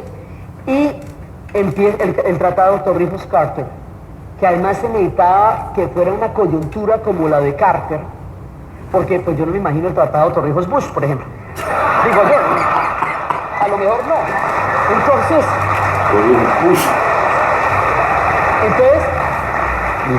ni mucho menos Torrijos-Reagan. No, o sea, entonces es una persona como Carter que tiene una idea geopolítica distinta al planeta, la doctrina de los derechos humanos. Ahí hay un cambio muy importante, ¿no? Entre la doctrina de la seguridad nacional de la Guerra Fría, en donde la idea era la lucha contra una subversión interna que reorganizó los ejércitos alrededor de atacar pedazos de su propio pueblo, ¿sí? Y todo el tema de las torturas y todo el tema de la Escuela de las Américas. O sea, todo lo que pase en la doctrina geopolítica de Estados Unidos pasa y afecta al canal, porque pues es la expresión geopolítica máxima de ellos, la propiedad del canal. Entonces la doctrina de la seguridad nacional, la doctrina de las Américas, la Escuela de las Américas, las dictaduras del Cono Sur, las dictaduras de Centroamérica, todo lo que es nuestra expresión de la Guerra Fría. O sea, la Guerra Fría empieza en Berlín, con la construcción del muro de Berlín, y la Guerra Fría empieza en Europa. Con la Revolución China, la Guerra Fría llega al Asia. Con la Revolución Cubana, la Guerra Fría llega a América Latina. Entonces, lo que en Europa es el terror de los misiles y de un ataque nuclear, lo que en la China es la política de contención que hace que Vietnam termine pagando un montón de platos rotos por la política de contención, porque la Unión Soviética había hecho la revolución, la China ya la había hecho y el sudeste asiático se estaba descolonizando. Entonces, todo eso que es esa geopolítica de allá, aquí es la doctrina de la seguridad nacional. Son las dictaduras, es el tema de las torturas, es el tema del entrenamiento para tener la tortura sistemática, es Pinochet, es Viela, Galtieri, Bordaberry, Stroessner, todo lo que fue el Cono Sur y todo lo que son Somoza. Si todas esas dictaduras están ligadas al sistema, unas porque se hicieron durante y después, otras porque ya estaban y las aprovecharon, como en el caso de la del Paraguay, que ya estaba, pero de una vez se montaron en esa, y todo eso lo van mandando desde la Escuela de las Américas. Entonces viene esa etapa tan supremamente complicada. Ahora, otra parte, digamos, Nicaragua, cuando nosotros decimos Nicaragua, no estamos hablando solamente de un único país hispano. Nicaragua tiene un reino de la Miskitia, y el reino de la Miskitia eso es otra cosa. Ese es un mundo indígena en el norte y creol en el sur. Es un mundo distinto, totalmente distinto. Ellos lo llaman, Miskitia llama a Nicaragua la anexión al Pacífico, porque Nicaragua no tenía costa en el Pacífico y es a través de la anexión del reino miskitio que sale al Pacífico. Inclusive empiezan a prohibir la enseñanza del inglés para hispanizar Miskitia, pero ellos siguen siendo creoles y ellos siguen siendo miskitios, y es una influencia muy importante en Bocas del Toro también, el mundo miskitio. Entonces Nicaragua en realidad son dos pueblos. Hay un pueblo hispano que fue todo el tiempo parte del Imperio Español, y hay un pueblo miskitio que está ahí desde el comienzo de los tiempos y que quedó metido en ese país. Entonces, digamos, para hacer una distinción, porque son dos realidades distintas. La realidad, y hoy por hoy son una provincia autónoma. Miskitia es una provincia autónoma. El reino de Miskitia no podía existir antes, porque si se le daba la posibilidad de un reino a una nación indígena, como era el reino Miskitia, todas las naciones indias en Estados Unidos podían reclamar una autonomía, y por eso era que el reino miskitio no era posible, y por eso es que la anexión de Miskitia a Nicaragua se hace durante el siglo XIX con el apoyo de los norteamericanos por eso. Entonces, la doctrina de la seguridad nacional es uno de los momentos más sombríos en la historia del continente. Uno de los momentos más agresivos es nuestra versión de la Guerra Fría, ¿sí? Es la manera como la relación entre la Unión Soviética y Cuba es la contraparte de la relación entre la Unión Soviética y Cuba. Cuando se produce el bloqueo a Cuba, había, digamos, en las conferencias de Yalta y de Potsdam en la Segunda Guerra Mundial queda claro que una parte está repartida para los gringos y otra para los soviéticos, entendiendo con los gringos, franceses e ingleses también, y que nadie se mete en la zona de influencia del otro. Eso era lo que habían acordado en Yalta y en Potsdam cuando se repartieron el mundo. Cuando ocurre la Revolución Cubana y se produce el bloqueo de la OEA a la isla, en ese momento la Unión Soviética tiene lo que se llama una papaya a 90 millas de Miami, y la Unión Soviética se le puede acusar de muchas cosas, pero nunca de haber desaprovechado una papaya. Mejor dicho, si le ponen, la coge. ¡Pim! Dice, uy, a 90 millas de Miami, ¿qué se te ofrece, Cuba? Te veo solita. ¿Qué te provoca? Tú nomás dices, ¿sí? Y queda Cuba en brazos de la Unión Soviética a 90 millas de Miami. Y eso va a determinar toda la geopolítica alrededor, y por supuesto del Caribe, y por supuesto del Canal, porque todo está mezclado. Entonces, resulta que después de eso, les digo todo lo que pasó antes de que llegara una situación histórica única, como el Tratado de Torrijos-Carter. O sea, era una cosa impensable durante la época de la Guerra Fría. Era, digamos, durante toda la época del ala dura de la Guerra Fría. Es cuando llega Carter y desmonta la doctrina de la seguridad nacional y deslegitima la tortura como una forma de práctica habitual de tratar con los opositores, armados o no armados, porque los había de unos y los había de otros. Entonces, que Carter puede hacer, y es todo el trabajo del general Torrijos para revertir una condición histórica que parecía perpetuidad. Entonces logra que el tratado, que el canal se lo devuelvan a Panamá en 1999. Bendito Dios, porque si no, ¿cómo hacemos? ¿Sí? Entonces vamos para la tercera. Ahora, Diana, permíteme un comentario para mí obligante. Y es que justamente en esa Guerra Fría, voy a echarme un poquito hacia atrás, antes del año 77, cuando se firman los tratados Torrijos-Carter, ocurre un hecho también en medio de en la época más dura de la Guerra Fría, 1964, que lo comenzaste a mencionar con los estudiantes del Instituto Nacional. Y es que era algo, eso sí era todavía mucho más impensable, que un país de Centroamérica, donde había un canal hecho por Estados Unidos, rompiera relaciones con los Estados Unidos en virtud de los sucesos del 9 y 10 de enero del 64. ¿Por qué te marco esta distinción? Porque Roberto Efechiari, a la sazón presidente de la República, un presidente demócrata. Omar Torrijos, a la sazón dictador del país, un dictador. Pero en ambos casos hubo coincidencia nacional. Y eso es lo que hay que rescatar. Eso es clave, porque es la formación de una conciencia nacional panameña, de una construcción panameña para los panameños.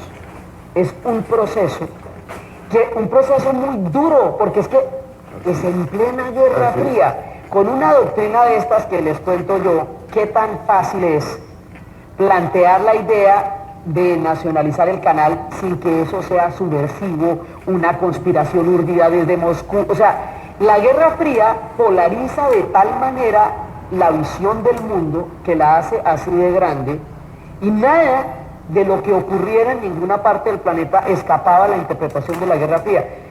Yo comparo coloquialmente la Guerra Fría con la separación de dos padres de familia que cogen al muchachito de instrumento de guerra del uno para el otro.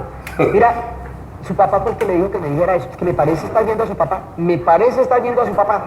Dice, igualito a su mamá, pero ahí mire, está pintada su mamá, y el muchachito como tal desaparece en el conflicto entre los dos padres. En la Guerra Fría, todas las particularidades históricas que generaban los conflictos que se produjeron durante ese periodo de tiempo quedaban sanas y así llanamente metidas entre los Estados Unidos y la Unión Soviética, y no había ninguna otra alternativa.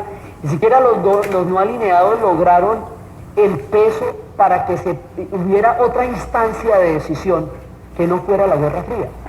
Entonces era muy berraco tratar de hacer eso y romper relaciones con Estados Unidos en la plena Guerra Fría, pues era una cosa muy difícil, y era todo un acto de soberanía, de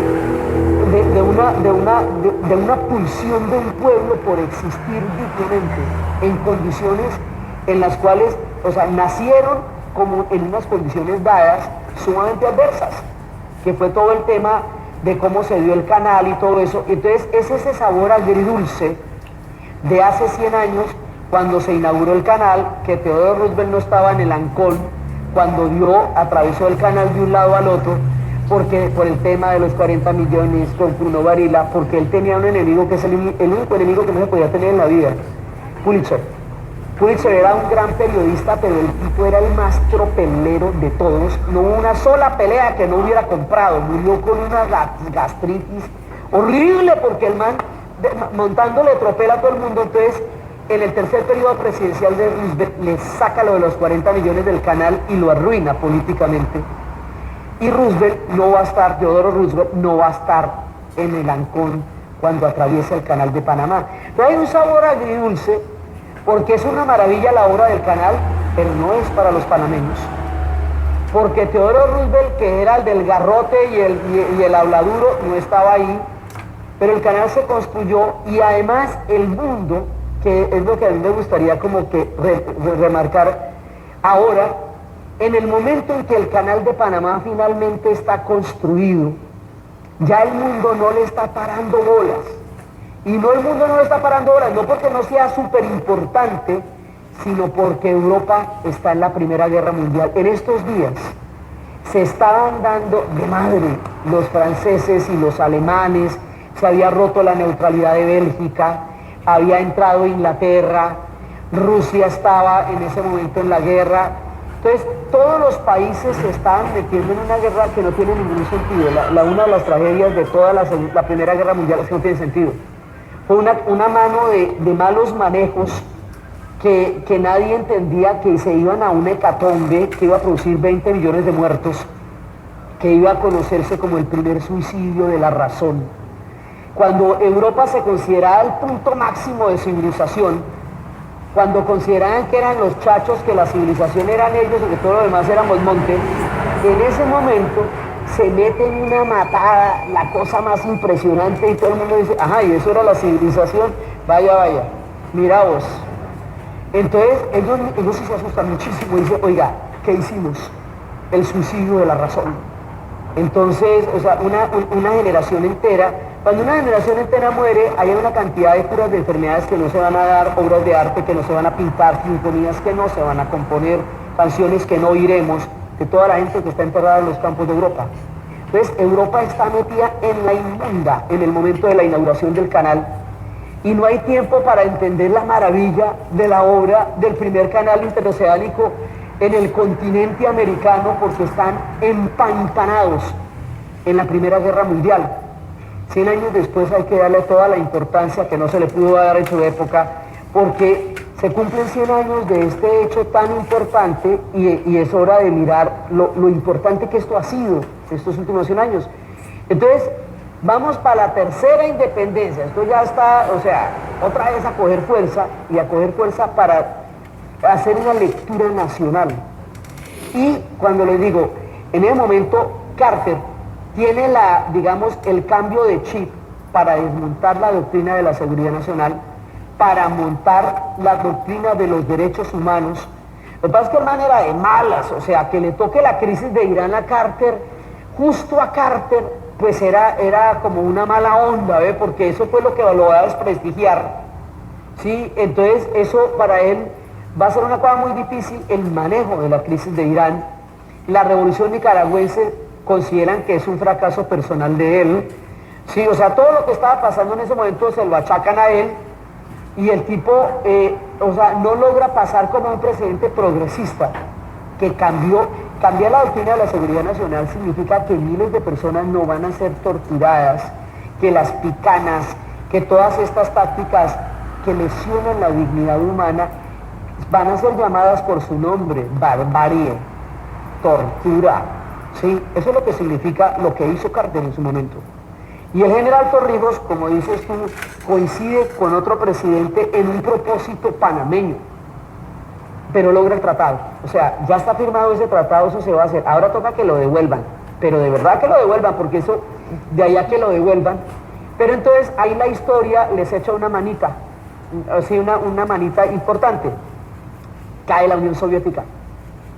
Cuando cae la Unión Soviética, toda la geopolítica que estaba montada en la zona alrededor de la Revolución Cubana y alrededor de la importancia estratégica de la posición de los Estados Unidos en el continente, deja de tener toda esa, digamos, toda esa beligerancia, porque la Unión Soviética, o sea, los Estados Unidos terminan la Guerra Fría ganando por W, porque los otros se disolvieron, ¿sí? Entonces, era como Gorbachev decía, que cuando los Estados Unidos decía que ellos ganaron la Guerra Fría, era como el gallo que porque canta al amanecer cree que trae el nuevo día.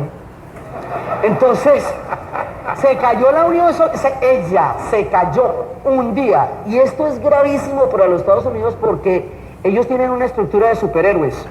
Ellos son capaces de matar a Superman, pero no a Lex Luthor. ¿Sí? Eso sí no se puede. Entonces, si usted no tiene los malos, esta vaina sin malos no hay cómo. Pero no hay cómo. ¿Sí? Entonces, el archivillano, el guasón, se disuelve por su propia dinámica. ¿Esto cómo lo vas a explicar? Entonces ya no hay necesidad de montar la que película aquí, porque no hay con quién, no hay sujeto, ¿sí? Entonces todo el andamiaje y el aparataje y el tejemaneje que había, pues queda su justificación porque no hay archienemigos y entonces ellos no pueden ser superhéroes sin archivillanos, ¿sí? Eso tienen una estructura totalmente dual y ellos siempre tienen que ser los superhéroes y lo peor que le puede pasar a un superhéroe es que quede pensionado por falta de villanos. Esto queda muy horrible, muy horrible. Cae la Guerra Fría, si no cae la Guerra Fría hubiera sido mucho más difícil la devolución del canal porque seguía siendo un objetivo estratégico. O sea, el tema del destino manifiesto deja de tener toda la fuerza cuando la Unión Soviética cae. Dentro de ese orden de ideas, que Cuba siga bloqueada es un arcaísmo histórico, digamos, antidiluviano de una era que ya terminó, pero ahí sigue bloqueada, o sea, no, terminó todo. Pero bloqueada en el papel. Sí, pero igual, eso o sea, oficialmente, eso ya no tiene una razón histórica de ser. Entonces, bueno, entonces cae la Unión Soviética y ahora sí a devolver el canal. Hay una película, una novela de John Le Carré, El sastre de Panamá, que es, digamos, todas las conjuras que se tejen alrededor de la devolución del canal. Y finalmente, yo en ese momento ya trabajaba en la radio, yo en ese momento ya era periodista y yo estaba ahí cuando devolvieron el canal. Y fue una de las cosas más importantes para América Latina, no solamente para Panamá, porque la soberanía de Panamá en el canal también es una soberanía de todos nosotros como pueblos, ¿sí? También es una reivindicación histórica de todo un continente, la soberanía de Panamá sobre el canal. Eso nos impulsa a todos, y digamos, es una cosa bien importante. Entonces viene la devolución del canal. Yo creo que muchos de ustedes o algunos de ustedes no creerían, o algunas de las generaciones anteriores, ver el día en que devolvieran el canal, porque eso es increíble. Entonces, o sea, yo lo que quería un poco con esta charla es hacerlos conscientes de la importancia de las cosas que ustedes han vivido de una manera más o menos normal. No son muy normales, son epopeyas, son cosas muy tremendas las que han tenido que pasar. Entonces devuelven el canal de Panamá en el 99, esto era de dar alaridos. Y lo devolvieron porque se acabó la Guerra Fría. O sea, ya no había, de pronto si no se acaba la cosa hubiera sido bastante más áspera. Pero bueno, no todo es color de rosa, también está el tema de Noriega, también está el tema de la invasión, también está el tema del Chorrillo y todo el silencio que todavía hay, todo lo que no se sabe, todo lo que no sabemos, todas esas cosas que, digamos, hay preguntas y preguntas, la historia tiene preguntas. Nosotros también tenemos unas preguntas así de grandes. Pero Panamá empieza su vida de verdad soberana. O sea, ya pasa de ser un país independiente a ser un país soberano. Y empieza realmente a disfrutar de ser el dueño del único canal interoceánico del mundo. Entonces Panamá se empieza a acostumbrar a las grandes obras. Se empieza a acostumbrar, que ya las tenía de presencia, pero ahora las tiene de posesión, a la monumentalidad como una cosa natural, ¿sí? O sea, por eso les digo, ustedes ven normal cosas que no lo son. La ampliación del canal es una obra gigantesca. Y mientras tanto hicieron un metro como para, pues digamos, como para estar haciendo cositas. De una vez hacemos metro, nosotros llevamos enredados con esa vaina que no hemos podido. Y ustedes, en las venidas que yo venía aquí, que la están haciendo, y ya lo hicieron. Sí, y no pasó nada, o sea, ya lo hicieron, todavía está funcionando. O sea, ustedes pueden hacer cosas absolutamente heroicas con toda tranquilidad. Sí, hubo unos trancones en los días del metro, pero ya no hay problema, ¿sí me entienden? Se ponen de acuerdo. La idea de la ampliación del canal, el plebiscito para la ampliación del canal, es que un pueblo decida seguir liderando la historia desde las ventajas que les da su geografía. Es una decisión clave. Está ahí pendiente de lo que era ese plebiscito, porque es decidir, nosotros seguimos controlando desde nuestro país la ventaja de la geografía y de la mano humana, o nos quedamos atrás en la historia. O sea, ya entender que los post-Panamax ya pueden, es otra palabra, ya pueden atravesar el mundo sin necesidad, si no caben por el canal, pueden no pasar por el canal. Es ampliar el canal. Estábamos hablando de cómo se veían los barquitos chiquiticos, y ven que se veían muy pequeños con relación a la esclusa. Ahora los Panamax con unas cosas muy tremendas, porque hubo otro salto tecnológico, los contenedores. Eso no parece muy sofisticado, pero es un salto enorme. Cuando una persona ya se inventa que se ponen cajas y se montan en un camión, en lugar de que los camiones vayan montando las cosas, los contenedores ya crean los Panamax. Los Panamax nos ponen a pensar cómo vamos a hacer para seguir manteniendo la ruta. Y seguir manteniendo la ruta es decidir la ampliación del canal.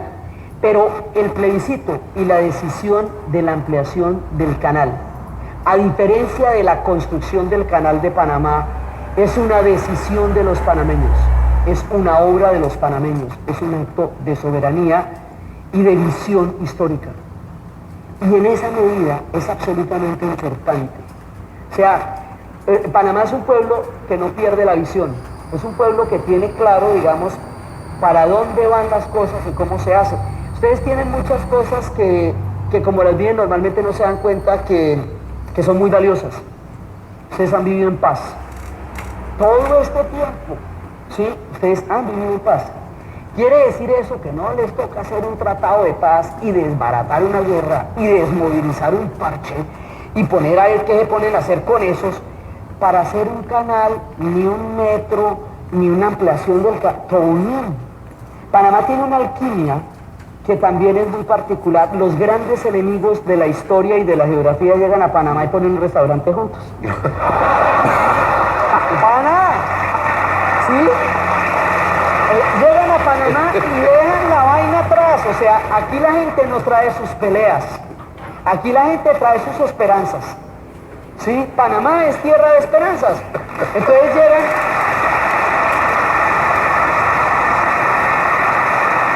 ¿sí? Mediante conflicto tan berraco que está armado en el Medio Oriente, pues aquí los árabes y los judíos tienen negocios y restaurantes y no pasa nada, ¿sí? Entonces, los turcos y griegos tranquilamente comen su kebab sin problemas, ¿sí? Entonces, o sea, toda la gente aquí, toda la diversidad que hay en Panamá, todo ese montón de combo tan grande de griegos, de judíos, de turcos, de árabes, ponen restaurantes, ¿sí? Entonces eso es una fórmula chévere, porque es mucho mejor sentarse a comer que tener un guerronón eterno, ¿sí? Entonces Panamá hace que a la entrada de Panamá todo el mundo deje atrás sus conflictos y disfrute de vivir en Panamá. Eso es un proceso alquímico que logran ustedes como sociedad. Porque si tuvieran una actitud diferente, a lo mejor eso no pasa, ¿ve? Entonces no han tenido guerras. No tener guerras es muy chévere, porque tenerlas atrasa mucho tiempo desarrollos que un pueblo tiene con toda su potencialidad, porque ataca lo más importante de la sociedad, el capital humano, ¿sí? Las guerras son terribles para las mujeres, pero para los hombres son un peligro, porque cogen los más aptos, los más bonitos, los más famosos, los más fuertes y los matan, ¿sí? O sea, las guerras para los hombres son un peligro, te digo, peligro. Entonces, ustedes no han perdido el capital humano, que nosotros sí hemos perdido en guerras. Ni se han vivido esas paranoias ni esos miedos tan estresantes que se viven en guerra. No, ustedes hacen el metro, vayan, hacen el metro, ¿sí? Hacen la cinta costera, cositas normales, ¿sí? Y van y las hacen con toda tranquilidad, porque están acostumbrados a hacer grandes cosas. Y están acostumbrados a que ustedes mismos las pueden hacer. Eso para otros pueblos es un salto gigantesco. Para otros pueblos es una construcción de un nuevo relato social. Para ustedes es el diario vivir. Y como no lo ven todos los días, no saben lo valioso que es eso. Lo valioso que es lo cosmopolita que es Panamá.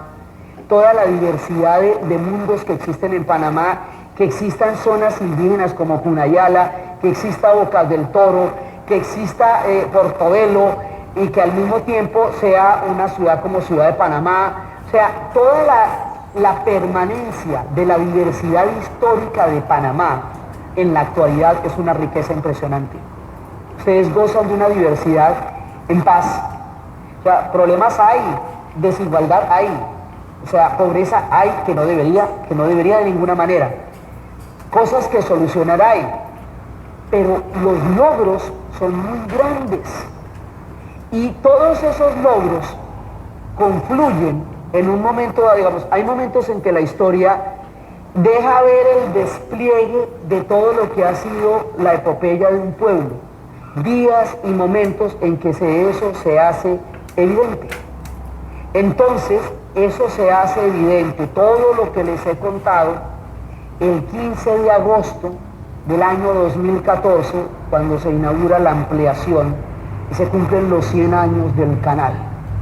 Por eso es tan importante, porque ustedes siguen construyendo su destino, porque esta ampliación del canal determina el futuro de todos, y porque a los 100 años Panamá es un pueblo soberano, diverso, en paz, capaz de grandes logros, con una gran historia detrás, habiendo pasado muchísimos obstáculos, antiguo y futuro a la vez. Y todas esas cosas estamos celebrando, y el honor para mí de compartir esto con ustedes. Muchas gracias.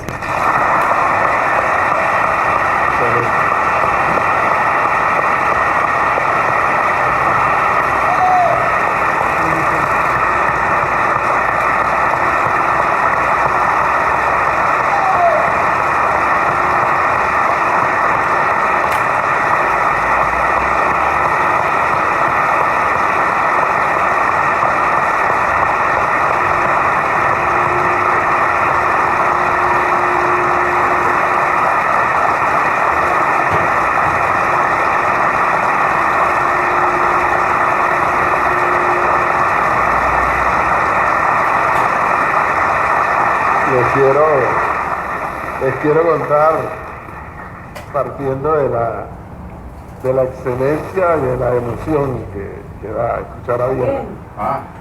Porque al final se sacan varias conclusiones, Diana, de lo que acabamos de escuchar, varias conclusiones. Uno, sí hubo visión de panameños, tanto en el siglo XIX como en el siglo XX. A veces como el deporte nacional, aquí criticamos el deporte nacional. Y a veces somos muy críticos y muy duros con nosotros mismos. Y cuando uno escucha a alguien que se ha puesto a hurgar la historia, se da uno cuenta que entonces que siempre ha habido un grupo de esta sociedad que se llama Panamá, que ha tenido visión de futuro, objetivos claros, pero que ha venido momentos que han sido frustrados. Una de las conclusiones que saco. La otra conclusión que saco, que lo hemos dicho no sé cuántas veces en la radio, es que de soberanía sí se come. Porque había un fantasma. ¿Para qué quieren? Como todo, en una sociedad hay gente que está a favor y hay gente que está en contra de X temas. Cuando el tema de la devolución del canal y de la soberanía plena del territorio, pero ¿por qué quieren que sean los gringos? Los gringos impactan en la economía del país, los gringos gastan en Panamá, van a los cines, van a los restaurantes, y de soberanía no se come, decían los más radicales. 15 años más tarde, los panameños de soberanía institucional.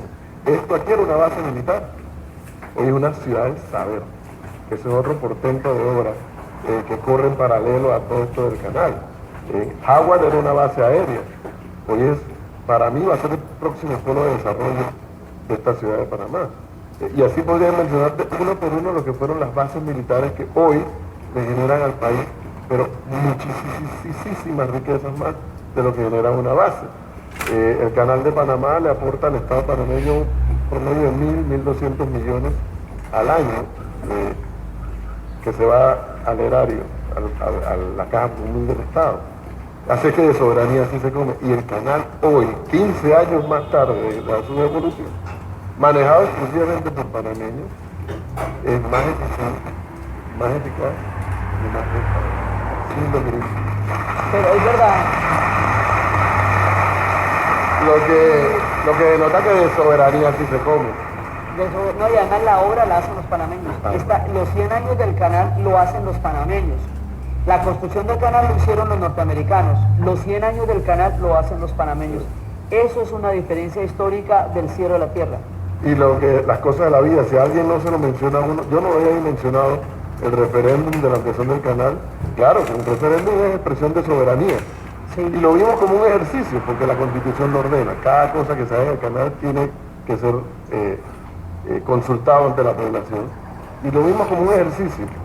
Pero al final sí, un ejercicio de soberanía plena, decidir si sí o si no.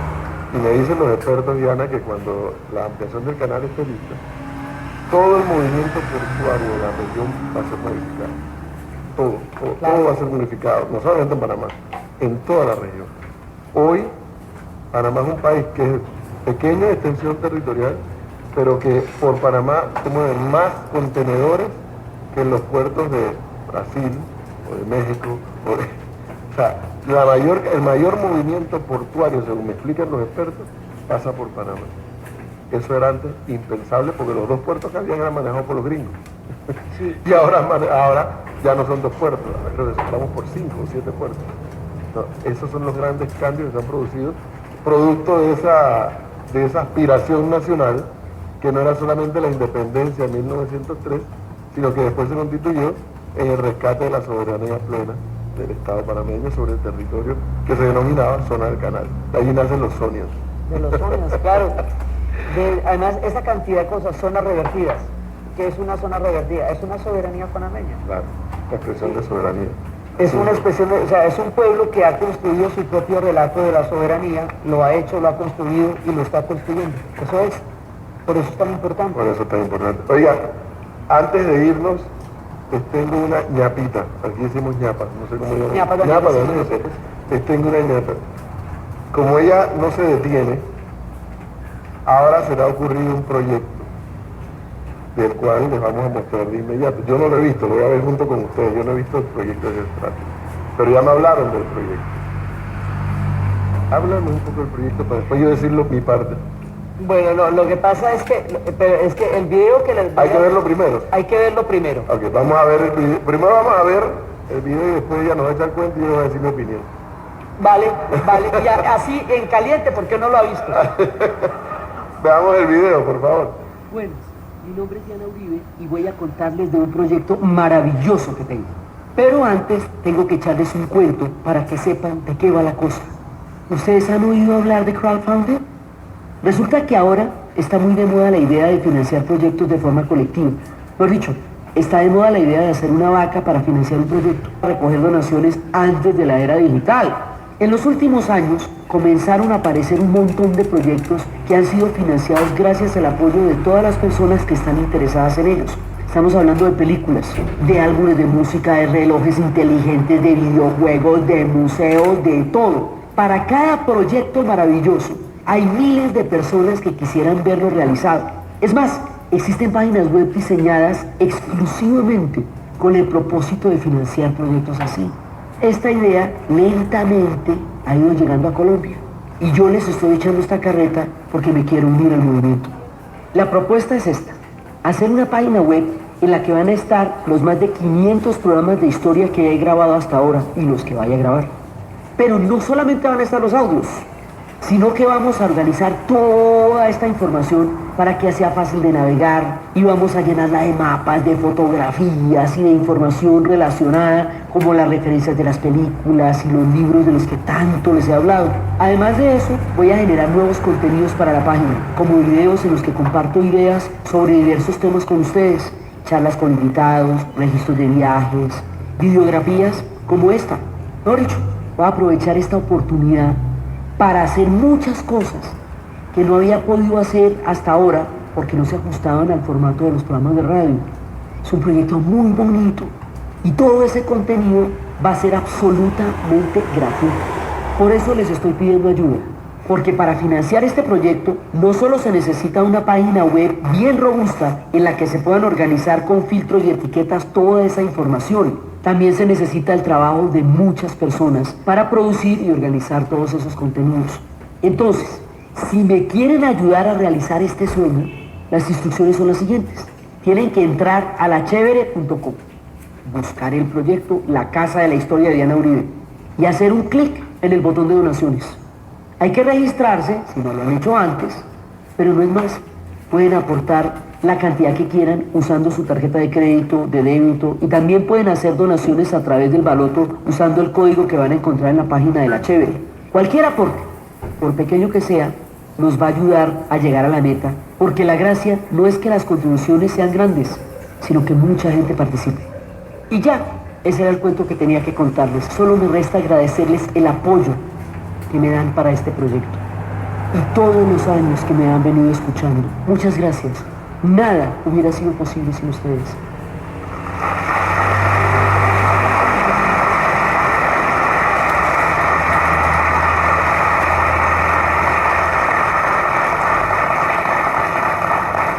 Una pregunta, el diseño o el planteamiento está dirigido puntualmente hacia Colombia. Porque es que lo que pasa es que en Colombia esto es una revolución, bueno, porque no ha llegado antes allá. Es para explicar qué es el crowdfunding, porque digamos es la primera, pero esto es un proyecto que es para la red. Entonces en la medida en que es en la red es para todo el mundo. ¿Te acuerdas que la vez pasada estábamos diciendo, ¿y por qué no hacen una casa de la historia en Panamá? Correcto. Entonces, esto quedaba en Bogotá. Entonces me decían, ¿y por qué no haces una casa de la historia en Medellín? Entonces, bueno, ¿uno cómo hace sin tener resuelto el tema de la clonación para poder hacer una casa de la historia donde realmente todos los contenidos le lleguen a todo el mundo? Entonces, existe ahora la red. Entonces la idea es poner, o sea, básicamente es poner el trabajo de toda una vida en la red. Detrás de esto está la vieja idea de uno de mis grandes compadres, Diderot, la enciclopedia. La enciclopedia. Sí, porque la idea es que esto se vuelva un buscador de historia, que los programas se puedan sistematizar, y que tú pongas Bosnia y Herzegovina y te salga todos los pedazos de ¿Eso qué significa? ¿Que los panameños tendremos nuestro pedacito allí? Todo el mundo, todo el mundo, o sea, inclusive me han dado colaboraciones de Nueva Zelanda, de Seattle, de Río de Janeiro y de Sao Paulo, cosa que valoro mucho porque estamos en la serie del Brasil. O sea, esto es un tema mundial, mucha gente en otros países, en todas partes lo puede escuchar, claro, porque está por la red. Entonces, eso queda para todo el mundo, queda para ustedes. Se pone el mapa en Colombia, porque se está tratando de explicar. Es la base, el despegue. Porque es la base. Pero esto es un movimiento de la red. Entonces, eso significa que yo a partir del lunes puedo comenzar a joder a mis oyentes. Ay, sí. Puedo comenzar a pedir donaciones para este crowdfunding. Y puedo hacer un enlace de la página web de Radio Panamá a la página web de Chévere. De La Chévere. La Chévere. Sí, La Chévere. ¿Eso es posible? Sí, eso es posible. Si la gente ahí entra a Radio Panamá, hace un clic, entra a La Chévere y ahí hace su donación. Sí. ¿Yo puedo hacer eso? Sí, déjame que regrese, o sea, déjame que regrese para poder hacer el enlace con Radio Panamá, porque esto todo está sucediendo en caliente. Sí, yo regreso el martes, el miércoles a Bogotá, o sea que para la próxima semana, a finales de la semana, ya lo podría anunciar la próxima. Ya tú lo puedes anunciar. Así es que ya lo saben. Voy a empezar como una gotera a dar y dar, porque para mí sería, y estoy seguro que para ustedes también, una buena motivación y un orgullo sentirnos parte de un proyecto de Diana Uribe. Ay, muchas gracias, de verdad, porque es una cosa que construimos todos para disfrutar todos. Porque van en lo que te digo, van a estar los libros, las historias. Y yo creo que es importante decir algo, para los que hacemos un esfuerzo por entender un proyecto como este. No sé si Diana Uribe se ganará $1 en esto, no sé, pero lo que sí es cierto es que se requiere de mucho personal y de mucho mecanismo de investigación para poder hacer eso. Pues y eso cuesta. Esto es un proyecto de capital humano. Yo soy parte de ese capital humano. Pues yo dirijo el proyecto, pero básicamente es toda la cantidad, cada mapa que se va a hacer, eso tiene, o sea, es capital humano lo que hay detrás de eso, es investigación y capital humano, y eso, la plata no es para mí, la plata es para el proyecto, para poder montar 1 año y medio de plataforma de red continua, y después poderlo sostener a publicidad, pero primero hay que montarlo, porque como es gratuito, entonces todos los contenidos que se ponen ahí están al alcance de todo el mundo. Entonces para poder financiar los contenidos, ya que no se vende el producto. Así es. Entonces se hace un crowdfunding, que además es una revolución porque con el crowdfunding la gente, es un instrumento del cual se apropia la gente que va a poder hacer muchos sueños cuando esto se popularice, que en el mundo es una revolución que ya está llegando. Tendencia, así es. Entonces nosotros estamos abriendo trocha con esto, ¿sí? No sé si ustedes entienden carreta, como lo dijimos ahí, sí, porque pues claro, tiene elementos que son muy... Nos vamos a montar en la carreta. Entonces, Dalo por hecho.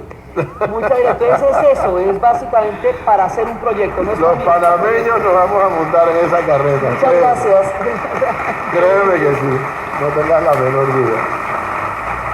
Señor Orman, entonces, Bueno, primero que todo, yo creo que es importante pedir un fuerte aplauso nuevamente para la señora Diana Uribe. Muchas gracias.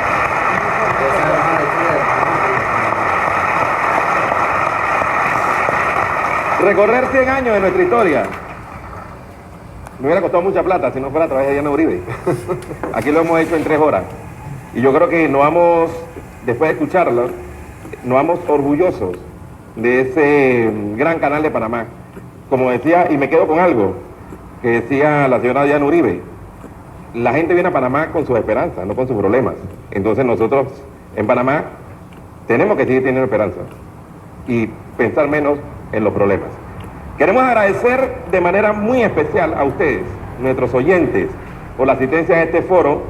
También importante para que le comuniquen a todas las personas que no pudieron estar aquí, a todos sus amigos, amistades, que no pudieron asistir y nos escuchan a través también de Radio Panamá, que podrán ver la retransmisión de este foro por FTV Canal 5 el jueves 28 de agosto y también el domingo 31 de agosto. oiga, un aplauso para FTV, por favor. Claro, Tremendo aporte, exactamente. tremendo aporte de FTV. De igual modo, lo podrán volver a escuchar por Radio Panamá el próximo domingo 31 de 10 a.m. a 12 de mediodía y en W Radio también el domingo 31 de agosto de 8 a.m. a 10 a.m. Importante, queremos agradecer de manera muy especial al Canal de Panamá, a nuestros amigos patrocinadores, Da Vivienda, una banca multilatina en Panamá, Argos, Luz Verde para Panamá, Universidad Latina, más opciones, más posibilidades, KFC, buenísimo. También agradecer a los amigos de Tempo Design, muebles con actitud,